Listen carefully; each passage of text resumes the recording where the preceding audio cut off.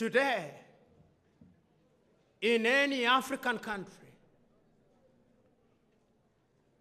notwithstanding that over the years, our universities have produced professionals, the Chinese are the ones building our stadia. I do not know whether the stadium here in Dar es Salaam was built by Tanzanians. You will tell me. I need to be educated. But I suspect that there was a Chinese hand. If you go to Nairobi, Kenya is the same. You go to any country, to Uganda, the same. And the Chinese are now, in a very subtle way, in every other African university, they are bringing something called the Confucius Institute.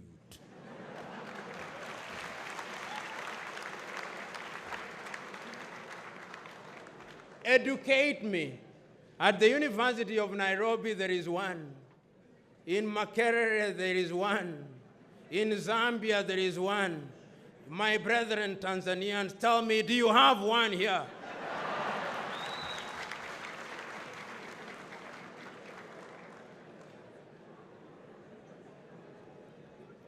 There is no free lunch. The Chinese have recognized that the mind is the standard of the man. And therefore, the way to capture our minds is to have institutes in our highest institutions of learning. Once you capture the minds of their very best, then you've captured them. In 100 years' time, we'll be wondering how they did it. This is how they did it. This is how they did, and I don't blame them one iota.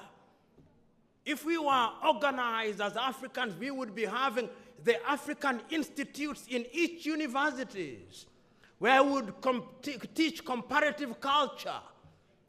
Today, a number of countries are adopting Mandarin as the language of choice. We are surrendering to the dominant Chinese culture. And we are wondering how we will be a Pan-African. We are losing the war. We are losing it.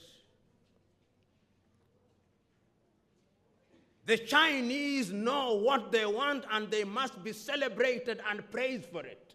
Because any civilization that knows what they want will always reach their destination. Do we know what we want? We don't. We must, in the nature of things, restructure our universities. Time has come that we must ask ourselves, what are we teaching at our universities? What are we teaching? If it is in engineering, you go to many engineering schools in Africa and look at the equipment that is being used. Perhaps in some universities, the equipment should be in the museum alongside the spinning wheel. At a time when people are talking about nanotechnology and 5G, you go to typical African university, we're still using blackboard and chalk. And others are teaching differently, yet we think we are going to compete. We are not going to compete. Right now, people are talking about 5G. But what are we Africans doing?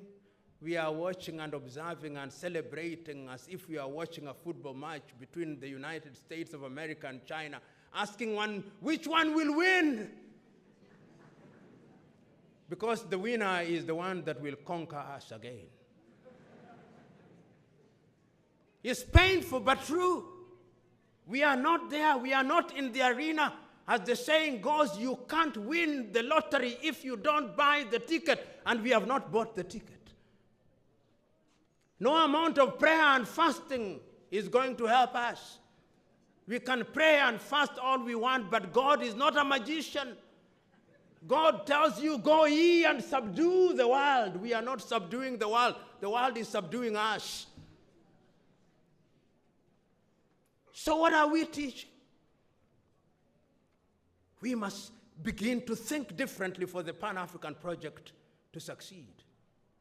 We must begin to act as one unit. Recently in Mozambique, Mother Nature devastated the city of Beira.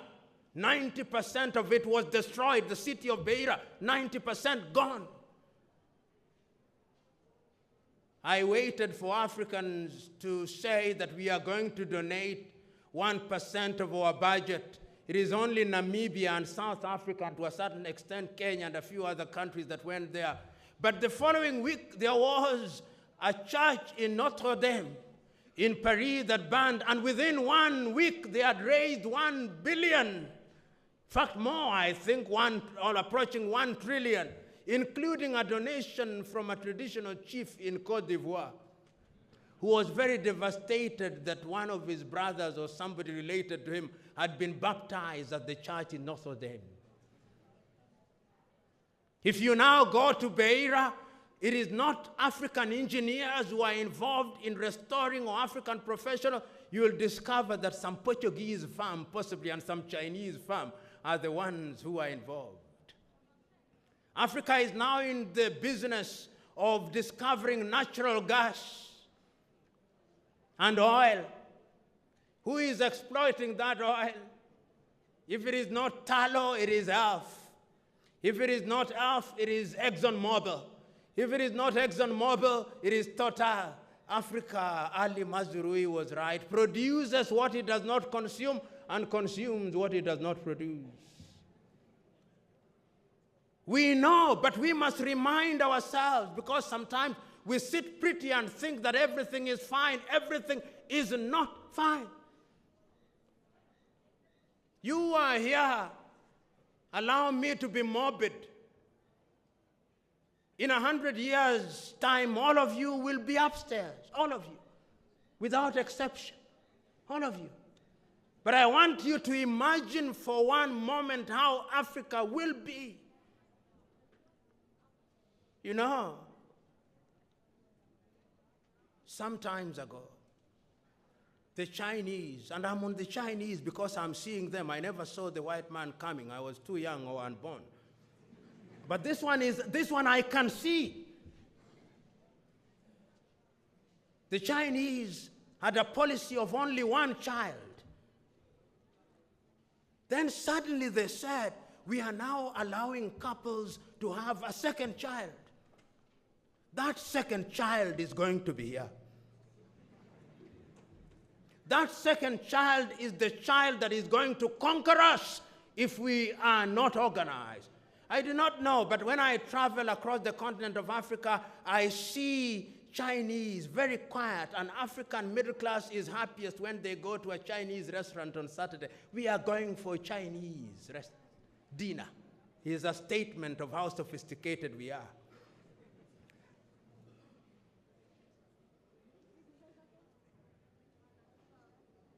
I'm submitting to us that we must do something about it. So, ladies and gentlemen, Africa can be great, and Africa must be great, but we must begin to do something about it. The question is, what are we doing?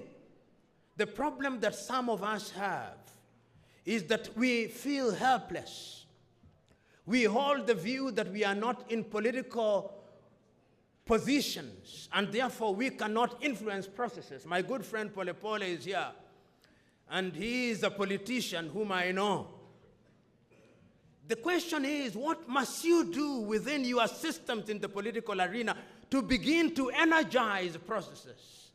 One must ask, for example, here in the East African region, what are we doing to ensure that in this region we think as one? I fly from Nairobi 1 hour, 5 minutes, and I now have to grapple with Tanzanian shilling. My Kenyan shilling becomes suddenly useless. I leave Tanzania, I go to Burundi, I grapple with the Burundian franc. I leave Burundi, I grapple with the with the Rwandese franc. I go to Uganda, I'm grappling with the Ugandan shilling. I move upstairs, I'm dealing with the pound. I moved to Angola, I'm dealing with the Kwanzaa. 55